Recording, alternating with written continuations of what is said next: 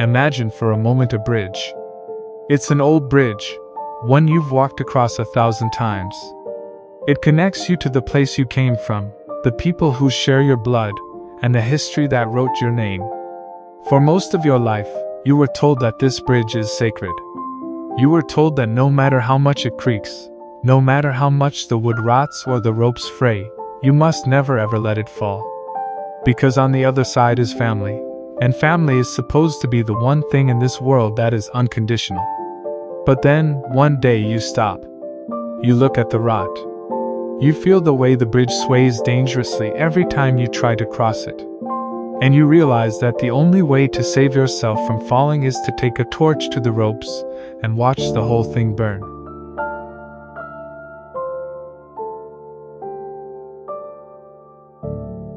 This is the reality of family estrangement. It is one of the most misunderstood, stigmatized, and deeply painful psychological events a human being can experience. In our society, we have a script for almost every kind of loss. We have rituals for death. We have songs for heartbreak. We have sympathy for the person who gets fired or divorced. But when someone says, "I don't talk to my mother," or "I've cut off my brother," the room goes cold. There is a collective flinch. We assume the person who left is cold, or impulsive, or unforgiving. But today, on the Inverse Mind, we are going to look past the stigma. We are going to explore the hidden architecture of the final cut.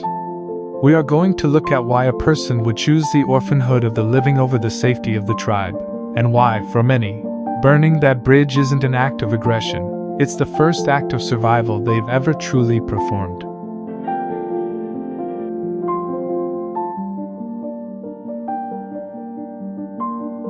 To understand the psychology of cutting off family, we first have to deconstruct the myth of the sudden explosion.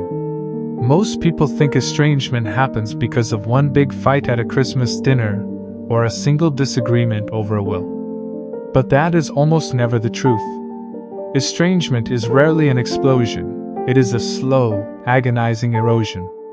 It is the result of what psychologists call death by 1,000 cuts. It is 20 years of small boundary violations. It is a decade of having your reality denied through gaslighting. It is a lifetime of being the identified patient, or the scapegoat of a dysfunctional system. When someone finally walks away, they aren't walking away from a single event. They are walking away from a pattern that has finally become more expensive than their own sanity. We have to talk about the concept of the internal working model.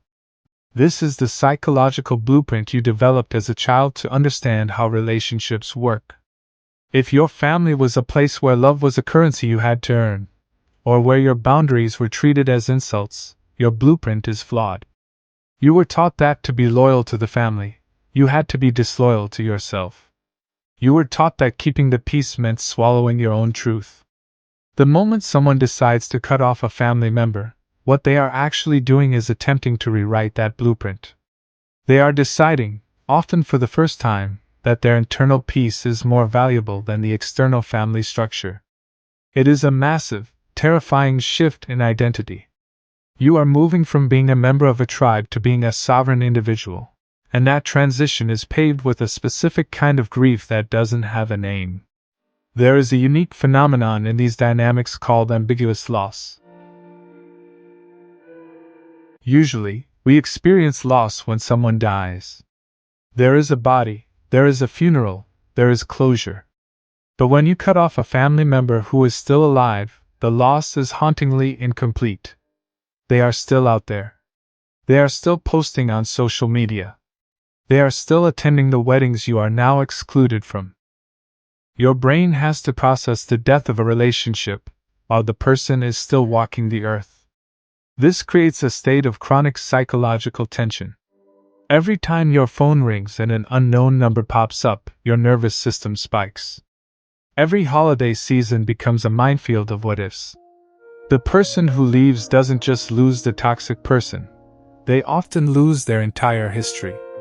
They lose the stories, the jokes, the shared memories, and often the support of other family members who demand that they just get over it for the sake of the family. This brings us to the most painful part of the process, which is the enabling circle. In almost every dysfunctional family, there is a core aggressor and then a circle of enablers.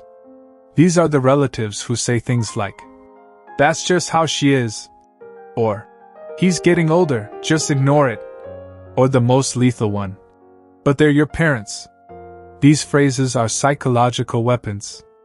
They are designed to shame the person who is trying to set a boundary back into the fold. The enablers care more about the appearance of a whole family than the reality of a healthy one. When you cut off one person, you often realize you have to cut off 5 more because they cannot accept your boundary without it forcing them to look at their own cowardice. This is why estrangement feels like an amputation. You go in thinking you're just removing a splinter, and you end up losing the whole limb. But why do people actually do it? What is the tipping point? It usually happens when the inverse realization sets in. This is the moment you realize that the person you are trying to fix or win over doesn't actually want a relationship with you. They want a relationship with a version of you that they can control. They don't want your growth, they want your compliance. For many, the tipping point is seeing that toxic pattern start to touch the next generation. A mother might tolerate her own mother's verbal abuse for 30 years. But the second she sees that grandmother start to use the same psychological tactics on her own child, the protector instinct overrides the fawn response. The cycle ends when someone finally decides that the ancestral debt is paid in full. There is a biological component to this that we often overlook. Our brains are hardwired for social connection. For our ancestors, being cast out of the tribe was a death sentence. We have evolved to fear social rejection more than almost anything else. This is why, even when a family member is cruel or abusive, we feel an instinctive guttural pull to go back. It's called traumatic bonding. It's the same mechanism that keeps people in abusive romantic relationships. Your nervous system is addicted to the highs of the rare moments of peace, which makes the lows feel like a price worth paying. Breaking this bond is a physical experience. It involves withdrawal symptoms, anxiety, insomnia, deep depression, and an overwhelming sense of guilt. The guilt isn't there because you did something wrong. The guilt is there because you are breaking a biological rule. You are choosing the individual over the pack. If you are the one who has walked away, or if you are standing on that bridge right now with the torch in your hand, you need to understand the concept of radical acceptance. Radical acceptance is the realization that you cannot change the people who share your DNA. You cannot explain your way into being heard. If they were capable of hearing you, you wouldn't be considering cutting them off. One of the biggest traps people fall into is the one last talk trap. They think that if they can just find the perfect combination of words, the perfect metaphor, or the perfect calm tone, the other person will finally have an epiphany and apologize. But in toxic dynamics, your words aren't heard as information.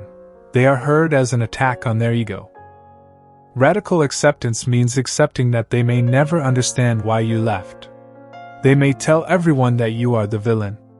They may die without ever saying, "I'm sorry." And you have to be okay with that. You have to be okay with being the villain in a story written by people who don't know the truth.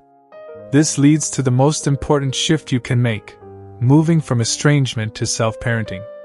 When you cut off a family member, you leave a vacuum. There is a hole where a mother, a father, or a sibling should have been. Many people try to fill that hole with work, or partners, or distractions. But the real work is learning to give yourself the things that the family system withheld. If they withheld validation, you must learn to validate your own reality. If they withheld safety, you must build a life that is physically and emotionally secure. This is the inverse benefit of the cut. By removing the noise of the family dysfunction, you finally have the silence necessary to hear your own voice. You realize that you aren't broken or difficult. You were just a flower trying to grow in a room with no light. There is a practical side to this as well. Once the cut is made, the real challenge begins, the no contact rule. No contact isn't a silent treatment used to punish the other person. That's a common misconception. The silent treatment is a tool of control. No contact is a tool of protection. It is about creating a containment zone where the toxic influence cannot reach you. This means no checking in on social media. It means telling mutual friends that the topic is off limits. It means blocking numbers and emails not out of anger, but out of a need for peace. Every time you check up on them, you are reopening the wound. You are re-inviting the judge back into your courtroom. True sovereignty requires a complete cessation of information. You have to become a black hole to their drama. We also have to address the forgiveness trap. Our culture is obsessed with forgiveness.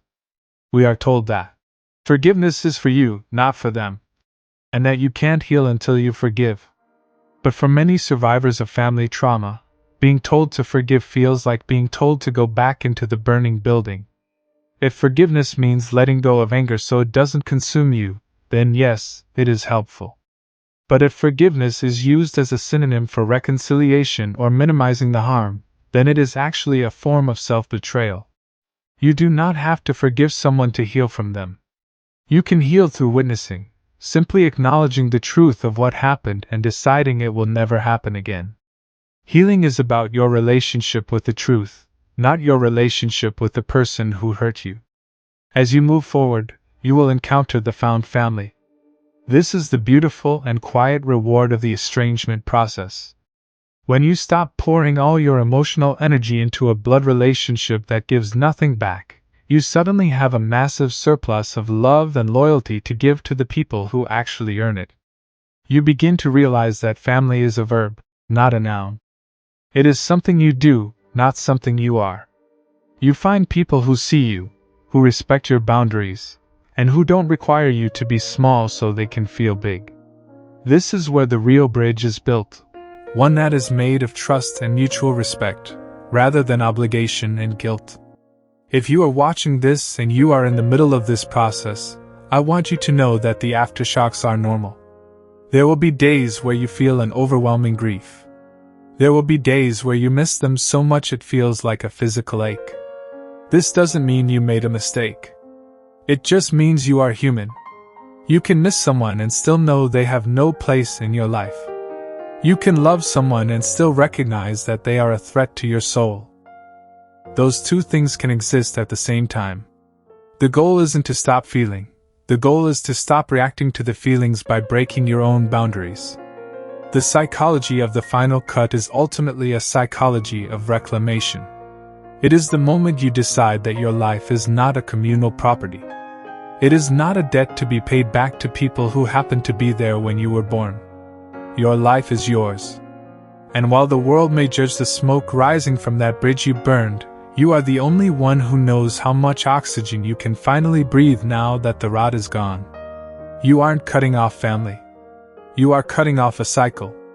You are choosing to be the one who stops the momentum of a generational trauma that has been rolling for decades. And that makes you not a villain and not a victim. It makes you a cycle breaker. So if you find yourself standing in that silence, wondering if you're a bad person for choosing your own heart over a toxic home, remember the inverse mind. Remember that sometimes the most loving thing you can do, the most familial thing you can do, is to stop the abuse from traveling any further. You are holding the line. You are the architect of a new history. And while the bridge may be gone, the ground beneath your feet is finally, for the first time in your life, solid. Take a breath. The court is adjourned. The judge has left the room. And you? Show me some love. Subscribe to your channel. Hit the like or leave a comment below to talk to me. You are free to go now.